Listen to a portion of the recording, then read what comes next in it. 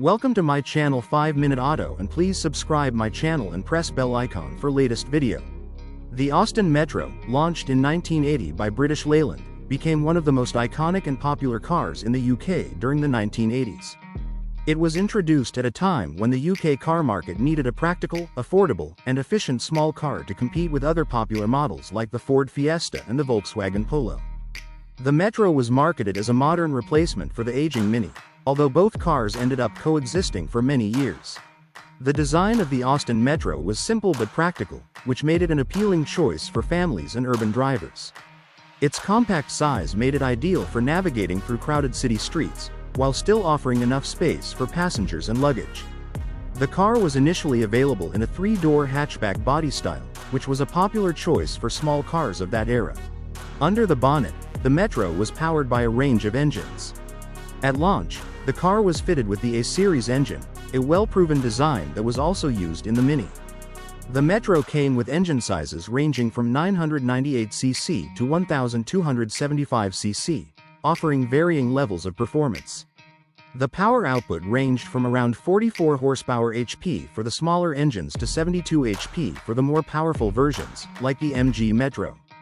While these figures may not seem impressive by modern standards, they were more than adequate for the lightweight Metro, which weighed around 700 to 800 kilograms depending on the variant. One of the key reasons for the Metro's success was its fuel efficiency. With the oil crises of the 1970s still fresh in people's minds, fuel economy was an important consideration for buyers in the early 1980s. The Metro's small, economical engines helped it achieve impressive miles per gallon MPG figures, making it an affordable car to run. This, combined with its low purchase price, made it highly attractive to budget-conscious drivers.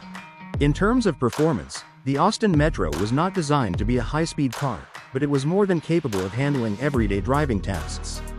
The standard Metro had a top speed of around 85 to 90 miles per hour, 137 to 145 km per hour, depending on the engine size. The sportier MG Metro, which was introduced in 1982, had a top speed of around 100 miles per hour, 160 kilometers per hour, and could accelerate from 0 to 60 miles per hour in just over 10 seconds, which was quite respectable for a small car of that era.